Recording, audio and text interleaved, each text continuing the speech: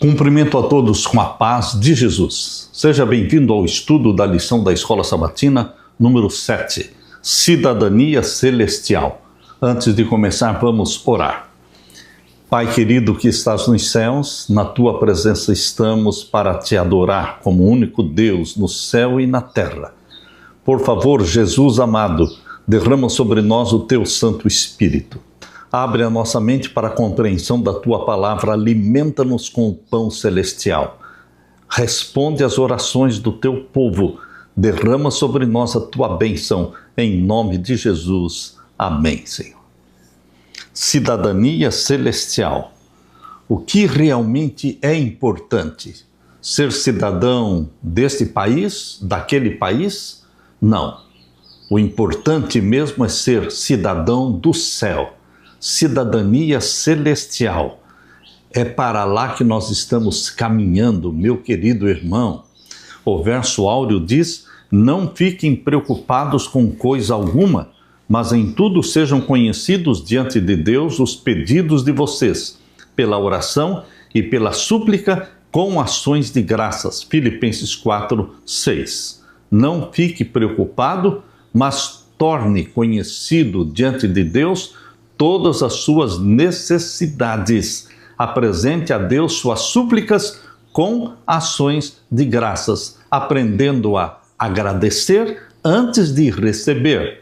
A lição desta semana conclui o estudo de Filipenses e está repleta de lições valiosas para a vida de cada dia. Muitos dos altos valores morais que guiaram a vida do apóstolo Paulo são encontrados nos versos finais da epístola. Semelhante aos ensinamentos de Jesus, que focam a pessoa interior, o que Paulo compartilha são segredos para viver uma vida cristã alegre. Mesmo quando as coisas não acontecem do jeito que planejamos, o que acontece com frequência, não precisamos ficar preocupados, nem ansiosos ou desanimados. Em vez disso, podemos recorrer a princípios que nos fortalecem para enfrentar os desafios da vida, permitindo-nos experimentar uma paz interior duradoura que somente Deus pode proporcionar. O presente e o futuro estão nas mãos de Deus e Ele supre tudo o que precisamos. Mais importante, não precisamos colocar nossas esperanças em sistemas de governos aqui da Terra, que frequentemente decepcionam a todos nós. Como cristãos, somos cidadãos do reino celestial de Deus. E com essa cidadania, vem também privilégios maravilhosos e também responsabilidades, porque somos filhos e filhas do Rei do Universo, do Pai Celestial. Aleluia!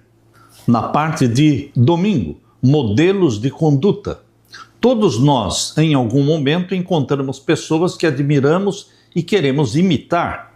Para as crianças, é especialmente importante que elas tenham bons modelos nos primeiros anos de vida. Geralmente, esses modelos ideais são o pai e a mãe. À medida que crescem, as crianças encontrarão outros modelos, talvez conectados à carreira escolhida ou mesmo em biografias que leram. Elas também podem aprender com a experiência de personagens bíblicos que lidaram com desafios e compará-los com as suas próprias experiências de vida. Infelizmente, a mídia está repleta de maus exemplos. Maus exemplos. Somos bombardeados com conteúdos sensacionalistas, histórias que exploram os problemas obscenos e a vida caótica de celebridades. Os leitores da Epístola de Paulo em Filipos, embora obviamente não lidassem com a internet, enfrentaram desafios semelhantes em seu contexto. O fato é que o mundo em que Paulo vivia era um mundo muito corrupto, imoral, maligno, como o nosso mundo hoje. O mal sempre existiu em grande quantidade e continuará existindo até o fim. A questão é: como reagiremos a isso? Como vamos viver neste mundo e não ser do mundo? Meu querido irmão, o nosso foco é o céu. Abra a sua Bíblia agora em Filipenses capítulo 3. Filipenses capítulo 3, versos 17 a 19. Irmãos, sejam meus imitadores e observem os que vivem segundo o exemplo que temos dado a vocês. Meu querido irmão, minha querida irmã, o que Paulo falou aqui, poucos podem falar, poucos ousam falar. Irmãos, sejam meus imitadores. Paulo tinha plena certeza de que ele vivia com a vida centralizada em Jesus. O foco da vida de Paulo era Jesus. E ele teve a ousadia de falar, irmãos, sejam meus imitadores. Queridos, Paulo é um herói, é um exemplo para ser imitado, assim como Jesus, assim como João Batista, assim como Daniel, assim como José, assim como Moisés, assim como Josué. Sejam meus imitadores e observem os que vivem segundo o exemplo que temos dado a vocês. Observe a vida dos santos do Altíssimo. Deus tinha e Deus tem santos do Altíssimo que vivem neste mundo, mas não são do mundo. O padrão que temos desenvolvido na nossa mente é um padrão celestial, pois muitos andam entre nós, dos quais repetidas vezes eu lhes dizia, e agora digo, até chorando, que são inimigos da cruz de Cristo. Paulo está falando que naquele tempo existiam pessoas apóstatas, existiam lobos vestidos de ovelhas, mas eram lobos no rebanho, eram inimigos de Deus, mas estavam na igreja. Isso existia naquele tempo e hoje? Hoje muito mais. Verso 19, o destino deles é a perdição, o Deus deles é o ventre. Graças a Deus pela reforma de saúde que Deus nos deu. A reforma de saúde filtra os que são de Deus, porque não fazem do ventre o seu Deus. Aqueles que praticam os princípios da reforma de saúde, eles não têm um prato preferido de comer isso ou comer aquilo. Eles comem aquilo que Deus deseja que comam. O prato preferido dos que vivem como filhos e filhas de Deus é fazer a vontade daquele que me enviou. Disse Jesus, minha comida e a minha bebida é fazer a vontade daquele que me enviou. Meu querido irmão, é não fazer do ventre o nosso Deus, é não fazer do apetite o nosso Deus. Nosso desejo é fazer a vontade do nosso Pai que está nos céus. Mas nos dias de Paulo e em nossos dias, existem aqueles que são inimigos de Deus, não estão sujeitos a Deus, e aqui o verso 19 diz: o destino deles é a perdição. Por quê? O Deus deles é o ventre, e a glória deles está naquilo de que deviam se envergonhar, visto que só pensam nas coisas terrenas. Meu querido irmão, os conselhos que Paulo está dando aqui são conselhos preciosos para mim, porque eu quero o céu, porque eu quero ser um imitador de Paulo. Não devemos perder de vista o amor de Paulo para com aqueles de quem ele discorda. Ele chora por eles. Observe também que ele não os chama de seus inimigos, mas chama os apóstatas da igreja daquele tempo de inimigos da cruz de Cristo. Paulo reconheceu que questões muito maiores estavam em jogo, entendendo que a cruz quebra barreiras e coloca todos no mesmo nível, como pecadores que precisam de um Salvador. Além disso, é preciso ressaltar como Paulo exorta aos filipenses a se concentrarem nos bons exemplos. Graças a Deus, existem bons exemplos. Paulo aconselha a observar cuidadosamente aqueles cujo modo de vida é muito parecido com o dele. Paulo diz que existiam pessoas que eram fiéis como ele era fiel.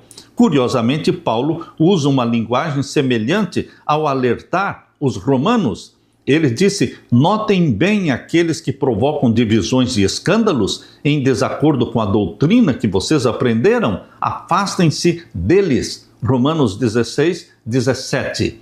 Também na cidade de Roma, na igreja de Roma, existiam os lobos vestidos de ovelhas.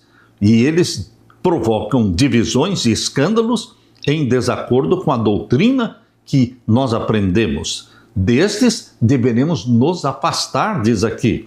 Os enganadores em Roma são descritos como aqueles que não servem a Cristo, nosso Senhor, e sim ao seu próprio ventre. Queridos, embora Jesus seja o nosso único padrão perfeito, existem outros que em certas áreas poderiam ser bons modelos para você e para mim. Moisés, um homem manso, o mais manso homem que viveu na terra, Jó em sua paciência, Daniel em sua pureza, João Batista em sua vida desprovida de luxo, desprovida de vaidades. Também José na sua fidelidade a Deus, mesmo escravo permaneceu fiel a Deus. E de José nós aprendemos cometer qualquer pecado é pecar contra Deus. Ele disse: como cometeria eu tamanho pecado e pecaria contra o meu Deus?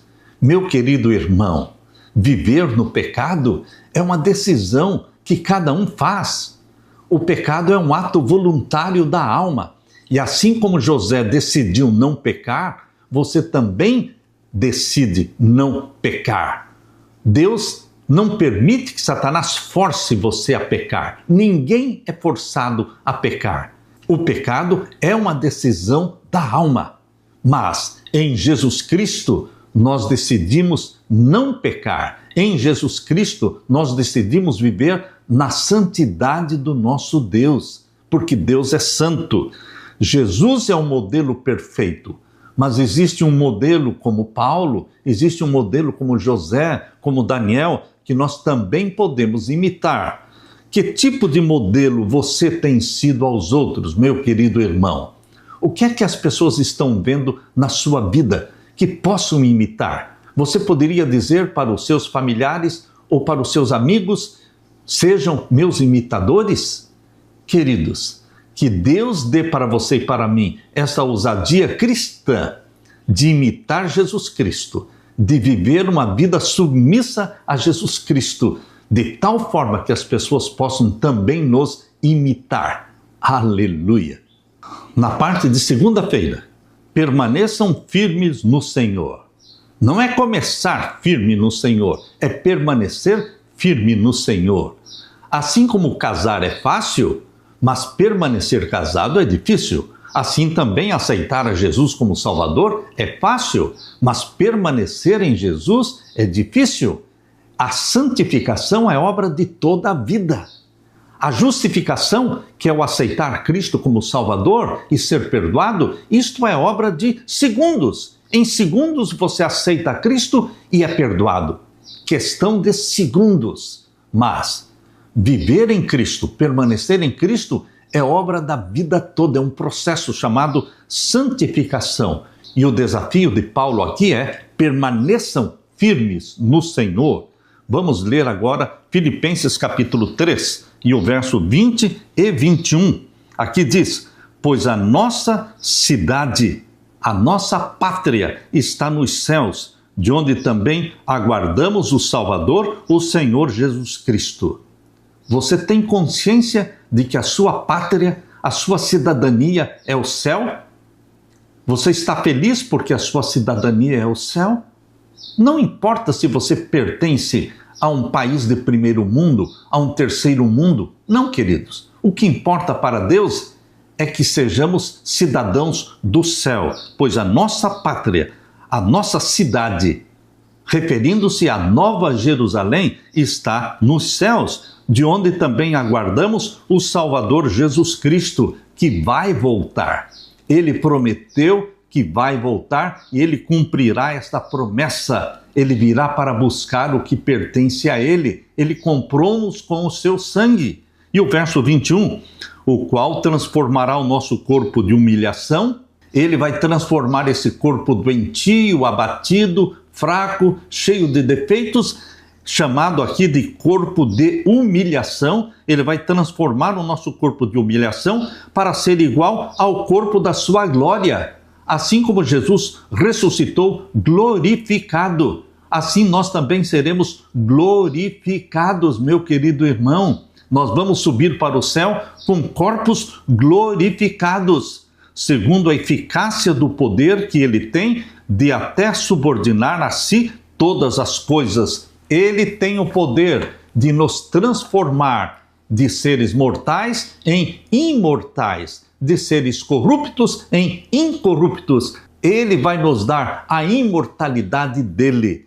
Meu querido irmão, ao contrário dos inimigos da cruz, que só pensam nas coisas terrenas e têm como Deus o próprio ventre, a cidadania do cristão está no céu. O seu governante é Jesus Cristo. Para reforçar essa ideia, Paulo destaca a necessidade de que nosso corpo humilhado, abatido, sujeito a doenças e sujeito a deterioração e morte, seja transformado para se tornar semelhante ao corpo glorioso de Jesus Cristo na ressurreição, corpos glorificados. Agora vamos ler alguns textos que falam sobre esse sonho que todos nós temos de ter um corpo glorificado. Vamos ler Jó capítulo 19, os versos 25 a 27. Aqui diz: porque eu sei que o meu Redentor vive e por fim se levantará sobre a terra.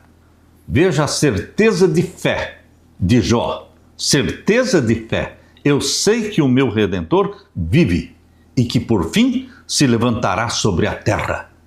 Jó não tinha o foco na sua miséria, na sua doença, nas suas chagas. Não, o foco de Jó era no Redentor. Meu Redentor vive, ele está olhando por mim e ele vai se levantar sobre a terra. Ele vai me redimir, resgatar. E o verso 26, depois, revestido este meu corpo da minha pele, em minha carne eu verei a Deus.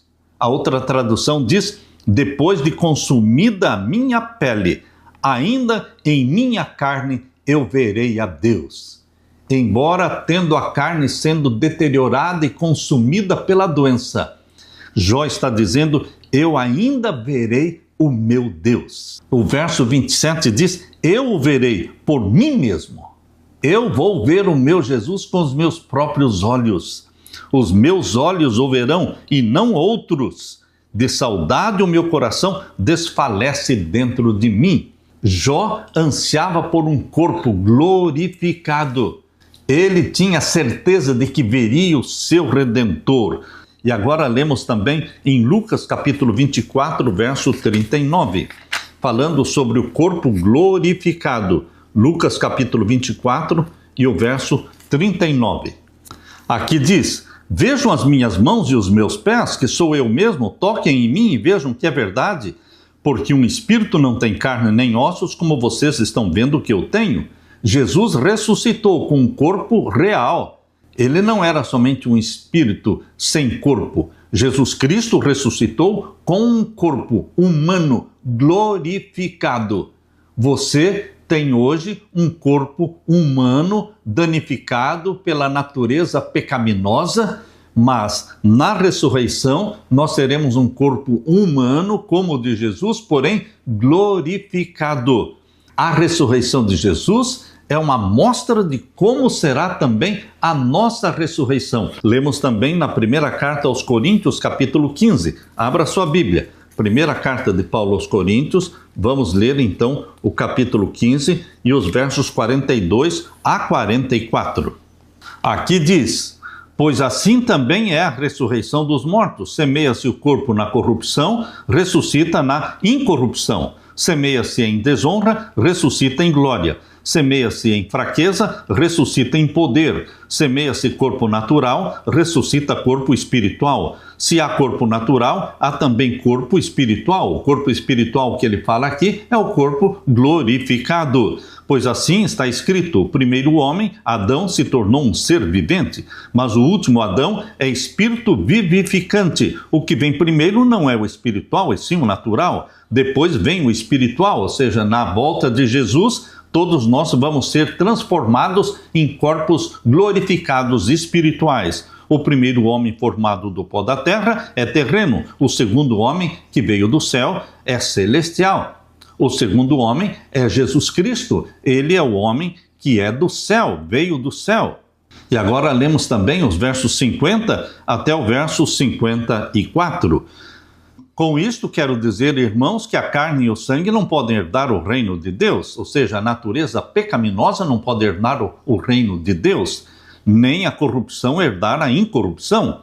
Eis que vou lhes revelar um mistério: nem todos dormiremos, nem todos morreremos, mas todos seremos transformados num momento, no abrir e fechar de olhos, ao ressoar a última trombeta. A trombeta soará, os mortos ressuscitarão incorruptíveis e nós seremos transformados, porque é necessário que este corpo corruptível se revista da incorruptibilidade e que o corpo mortal se revista da imortalidade. E quando este corpo corruptível se revestir de incorruptibilidade e o que é mortal se revestir da imortalidade, então se cumprirá a palavra que está escrita: tragada foi a morte pela vitória.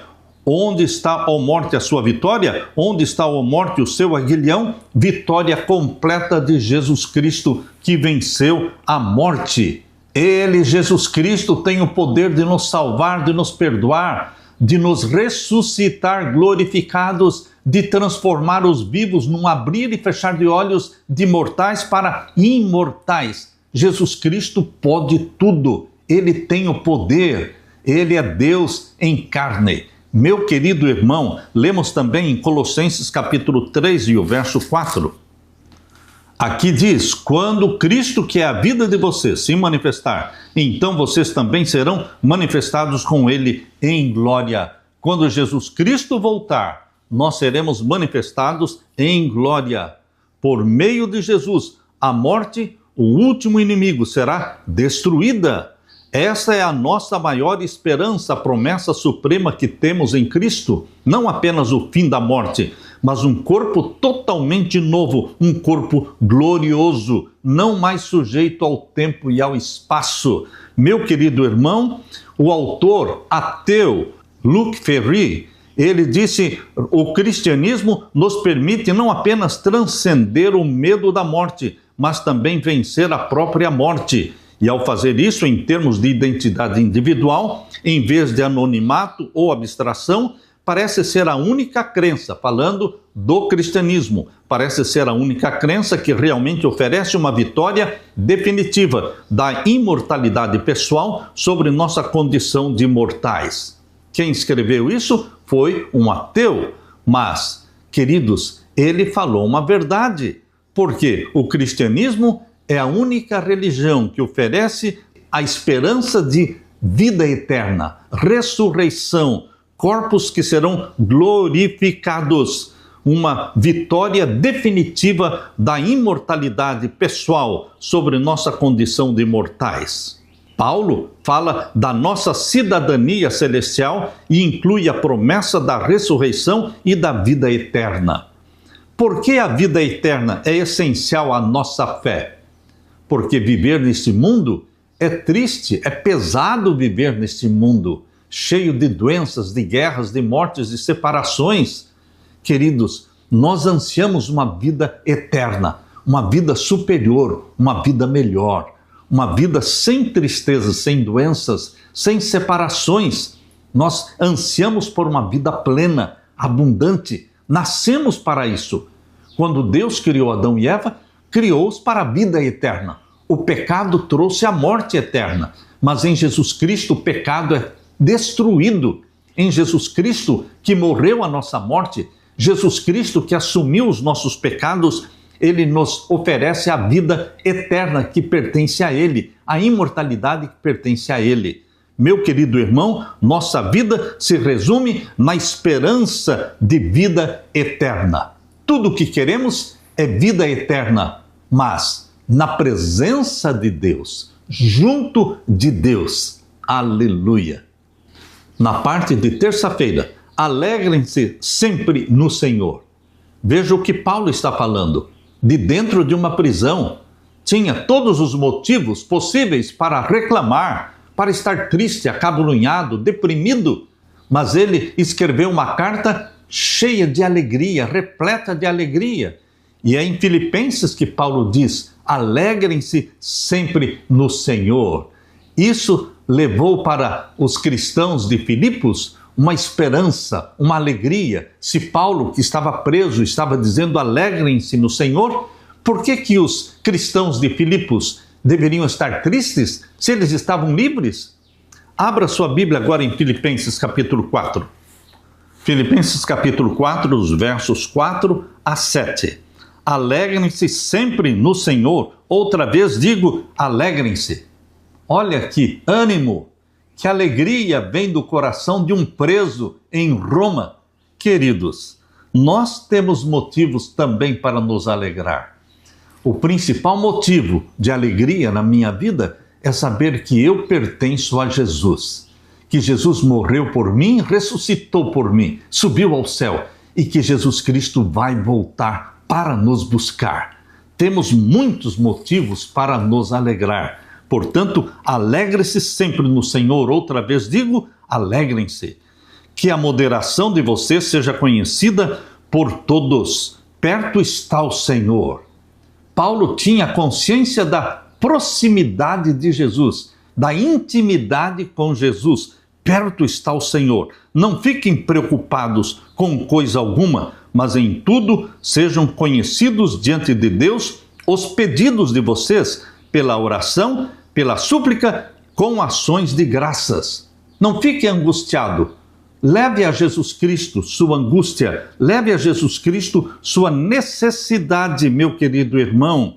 Aqui diz, leve a Jesus Cristo a oração, pela súplica, com ações de graças. O que quer dizer isso? Aprendendo a agradecer antes de receber. Agradecer pelo perdão, mesmo que você não se sinta perdoado. Agradecer a Deus pela cura, mesmo que você não se sinta curado. Por isso, ore com súplicas e ações de graças. Aqui diz o apóstolo Paulo, meu querido irmão, verso 7 diz, e a paz de Deus, que excede todo o entendimento, guardará o coração e a mente de vocês em Cristo Jesus. Depois de reforçar a necessidade de unidade, Paulo introduz um outro tema, alegrar-se no Senhor. Quantas vezes você já ficou preocupado com algo que no fim desapareceu tão rapidamente como surgiu? Não foi por acaso que Jesus repetidamente nos aconselhou a não nos preocuparmos. Basta cada dia o seu próprio mal. Não fique preocupado com o dia de amanhã. Também o apóstolo Pedro reforça esse mesmo princípio quando declara, lançando sobre ele todas as suas ansiedades, porque ele cuida de vocês, 1 Pedro 5,7. Na verdade, o aumento dos problemas do mundo deveria nos encher de esperança, pois indica que a volta do Senhor está próxima. A maneira de vencer a ansiedade em qualquer situação é apresentar tudo a Deus em oração, com fé. Devemos confiar que nossas orações já foram ouvidas, mesmo antes de ver o resultado, pois Paulo nos orienta a orar com ações de graças, orar já agradecendo. Além disso, ele usava a palavra súplica, que se refere a momentos de grande necessidade e urgência. Nossas orações são apresentadas como pedidos, mas podemos ter certeza de que foram ouvidas desde que sejam feitas segundo a vontade de Deus. Deveremos aprender a orar segundo a vontade de Deus, 1 João 5,14. Com essa confiança, podemos descansar e ter paz, sabendo que tudo o que colocamos diante de Deus está sob o seu cuidado. Meu querido irmão, como as passagens que vamos ler agora falam e ampliam nossa compreensão sobre a paz de Deus, a paz que vem de Deus e vem encher o seu coração. Salmos 29 e o verso 11. Aqui diz, o Senhor dá força ao seu povo, o Senhor abençoa o seu povo com paz. De onde vem a paz que você tem? Vem do Senhor. O Senhor abençoa o seu povo com paz. É uma paz interior. Mesmo em meio às guerras, estamos em paz, porque adoramos o príncipe da paz. Isaías, capítulo 9, verso 6, diz, um menino nos nasceu, um filho se nos deu, e o principado está sobre os seus ombros, e o seu nome é Maravilhoso, Conselheiro, Deus Forte, Pai da Eternidade, Príncipe da Paz. Ele nos dá a paz. Ele disse em João 14, 27, a minha paz eu vos dou. A minha paz é diferente da paz que o mundo dá. Porque a minha paz é a presença do amor de Deus dentro de você. Queridos, a minha paz vos dou. Jesus está falando para você. A paz de Deus é algo que o mundo jamais poderá oferecer, pois vem da certeza de que recebemos o dom da vida eterna por meio de Jesus Cristo, nosso Salvador. Essa paz transforma todas as áreas da vida e excede todo o entendimento. Ela não pode ser compreendida apenas pela razão, como indica a palavra grega nous, mente, usada neste verso. É uma paz mental, é uma paz interior. Como você explicaria a alguém o que é experimentar a paz de Deus? É confiança plena em Deus, é descansar nos braços de Deus. Paz interior é dormir à noite sem ter consciência culpada, porque fomos perdoados de todos os nossos pecados. Por quê? E como temos esta plena certeza? Porque confessamos a Deus todos os nossos pecados. Se confessamos tudo, fomos perdoados por tudo. E, meu querido irmão, isso traz para você uma paz interior, uma tranquilidade, uma serenidade em Jesus Cristo. Alegre-se, meu querido irmão, permaneça sempre no Senhor, porque Ele é a nossa paz. Aleluia! Na parte de quarta-feira, pensem nessas coisas. Que coisas? As coisas que são de cima, as coisas celestiais. A paz de Deus excede todo entendimento, e essa paz protegerá, guardará o seu coração e a mente de vocês em Cristo Jesus. A paz interior é viver em harmonia com a vontade de Deus. Grande paz tem quem? Os que amam a tua lei. Para eles não há nada que os faça tropeçar. Salmo 119, verso 165. Agora eu convido você para ler Filipenses capítulo 4. Filipenses capítulo 4 e os versos 8 e 9. Aqui diz: finalmente, irmãos, tudo que é verdadeiro, tudo que é respeitável, tudo que é justo, tudo que é puro, tudo que é amável, tudo que é de boa fama, se alguma virtude há e se algum louvor existe, seja isso que ocupe o pensamento de vocês. Paulo está aqui dizendo que o que deve ocupar a nossa mente, o que deve ser nutrido na nossa mente, mantido na nossa mente, é aquilo que é verdadeiro, nada de mentiras, aquilo que é respeitável, tudo que é justo, tudo que é puro, tudo que é amável, tudo que é de boa fama. Estas virtudes devem ocupar a nossa mente. Aqui diz: seja isso o que ocupe o pensamento de vocês. Queridos, o que Paulo está falando aqui é precioso. É realmente importante para você cristão, para você que ama Jesus Cristo e vive neste mundo mau. Você precisa se concentrar nas coisas boas, nas coisas que vêm de cima, nas coisas celestiais, espirituais. O que também aprenderam e receberam e ouviram de mim, diz aqui, vejam o que Paulo está dizendo no verso 9. O que também aprenderam, o que também receberam, ouviram de mim e o que viram em mim. Veja a palavra ousada de Paulo. O que vocês viram em mim, a minha vida de cada dia, as minhas ações, as minhas palavras, aquilo que vocês viram em mim, isso ponham em prática.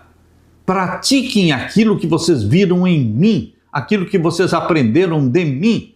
Paulo tinha plena certeza de que ele foi usado pelo Espírito Santo e que ele vivia em Jesus, porque ele repetia constantemente: para mim o viver é Cristo e o morrer é lucro. Tudo na minha vida gira em torno de Cristo. E eu não estou preocupado se eu vou viver, se eu vou morrer. Eu estou preocupado em agradar a Jesus Cristo, ter a minha mente voltada para Jesus Cristo, concentrada em Jesus Cristo. Por isso Paulo tinha a ousadia de falar: aquilo que vocês ouviram de mim e aquilo que vocês viram em mim, Isso vocês devem colocar em prática e o Deus da paz estará com vocês. Meu querido irmão, Paulo aqui é um exemplo na minha e na sua vida. O que receberam e o que ouviram e o que viram nele, na vida dele. Coloquem em prática, diz Paulo, porque eu sou seguidor, imitador de Jesus Cristo.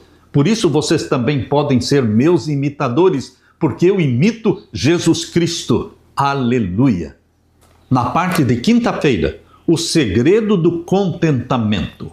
O prisioneiro Paulo, em Roma, ele falava do contentamento. Leia agora Filipenses capítulo 4, versos 10 a 13. Filipenses capítulo 4, versos 10 a 13. Fiquei muito alegre no Senhor, porque agora, uma vez mais, renasceu o cuidado que vocês têm por mim. Os irmãos de Filipos enviaram ajuda financeira, auxílio financeiro para Paulo, expressando o amor que eles tinham pelo apóstolo Paulo, que era o pai da fé deles. Queridos, fiquei muito alegre no Senhor, porque agora, uma vez mais, renasceu o cuidado que vocês têm por mim.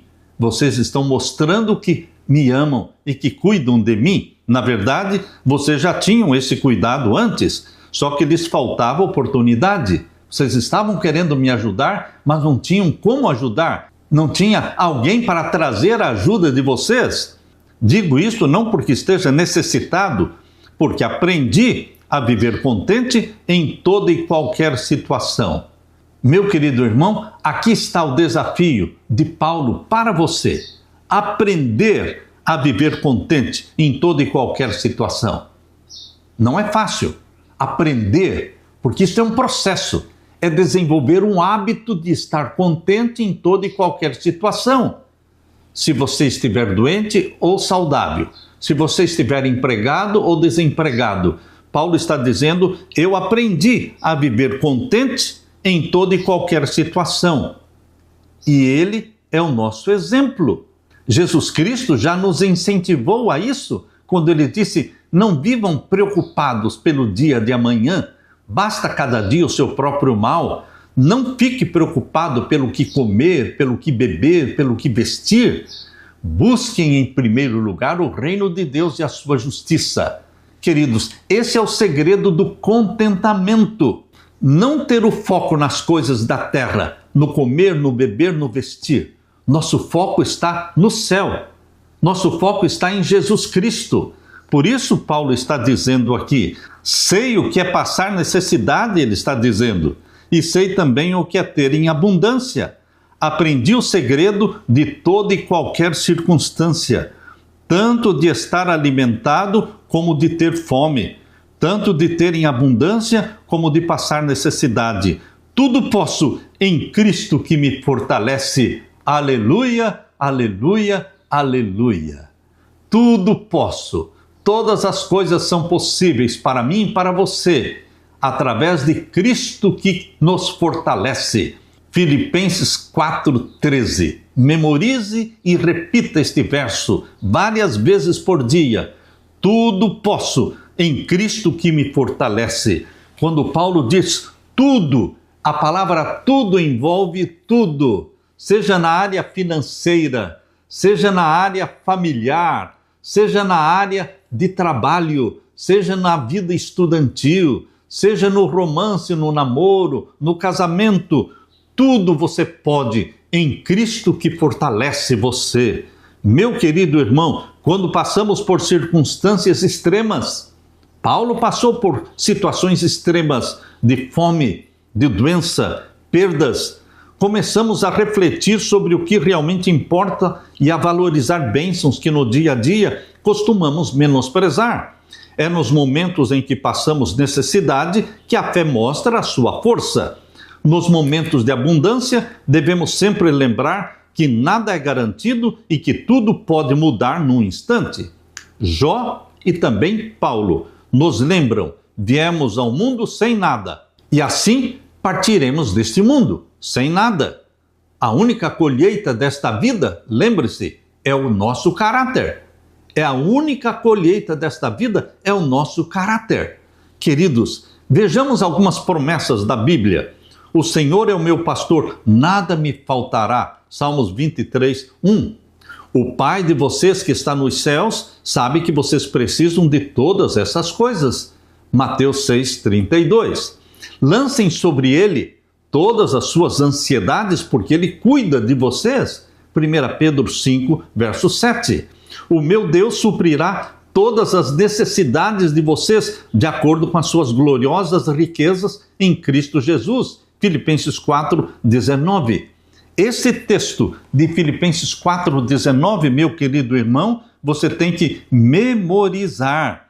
E o meu Deus, segundo a sua riqueza em glória, há de suprir em Cristo Jesus tudo aquilo de que vocês precisam.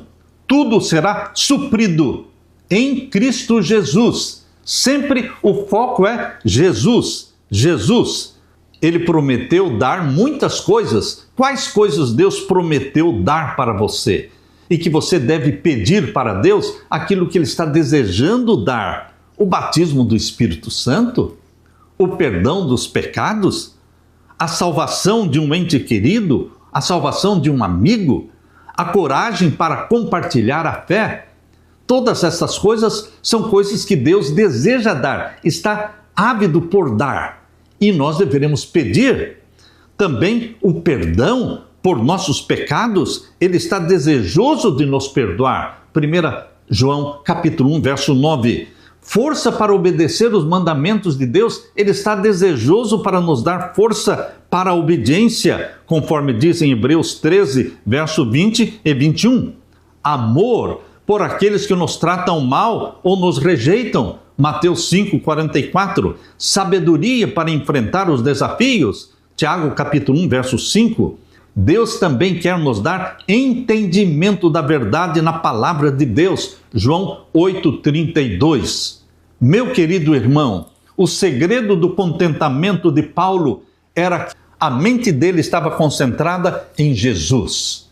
Para mim, o viver é Cristo e o morrer é lucro. Se viver, vivo para Cristo e em Cristo. E se morrer, morro em Cristo, por amor a Jesus Cristo, com a certeza da salvação.